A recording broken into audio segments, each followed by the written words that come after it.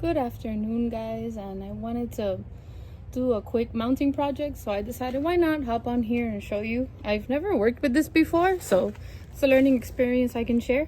I found some pieces of tree fern on Amazon, and it works good for geraniums and stuff like that. So I said, let's give this a shot because I've always wanted to mount one of my orchids on this, especially one that needs to retain a little more moisture.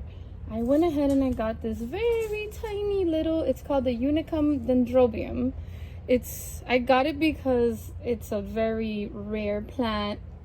I love the shape and it kind of looks like it has a horn like a unicorn, so I thought it'd be a fun plant. But no matter where I put it, it got here, first of all, it got here in really rough shape. It had dried up a lot in the shipping and it's having a hard time retaining moisture. So I thought this might help it. So I was thinking of planting her this way because while she needs the moisture, she also needs to be able to dry out. And with orchids, it's a learning experience. You learn as you go.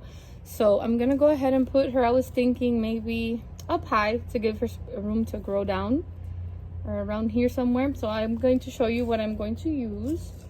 I have some coated soft tie. And this I scored a long time ago at the dollar store. What I like about this is that it's safe and it's gentle, especially for this little guy that's been through some. So it's coated, as you can see. I'm gonna try to tie her up with this. I have some Velcro, that's for the mounting. And in case I need, I have some coconut fiber to help her root. And then I have, in case the coated one doesn't work, I have a little more wire. So what I'm gonna do is I'm gonna go ahead and run the Velcro and see how well it sticks to this, because I'm not familiar with using the tree fern, but I did see that some have the tree fern for this specific orchid. See, as you can tell, it's not sticking very well. So I'm gonna go to plan B, but I could use this to tie it up though. Let's go to plan B. That's my trusty friend here, the coated wire. And I'm gonna give her a tie, I would say a gentle tie, but it has to be strong. So what I'm gonna do is I'm going to spray her roots a little bit of plant food, nothing fancy. I'm gonna do some fertilizing later. So I'll just do this because her roots, before I cover them. And as you can see, she's been doing good. She's trying. There's some new growth there.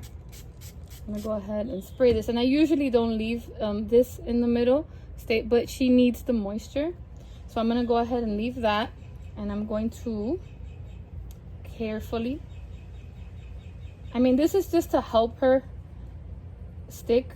I'll keep an eye on her. If I notice she's retaining moisture, all I have to do is take it apart and remove some. So I'm gonna go ahead and take some out because I don't want to put too much.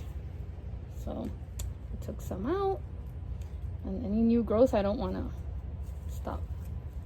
All right, I love how the coconut fiber, see, this just looks better and it sticks.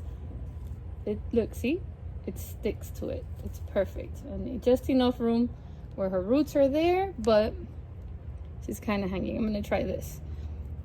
Okay, so I'm gonna go ahead and didn't get the bug spray there. The best of me now. All right, I'm gonna go ahead and to secure it. Now remember, I'm gonna keep an eye on this. I can't put it too tight, but I can't leave her too loose, and I want to see what works.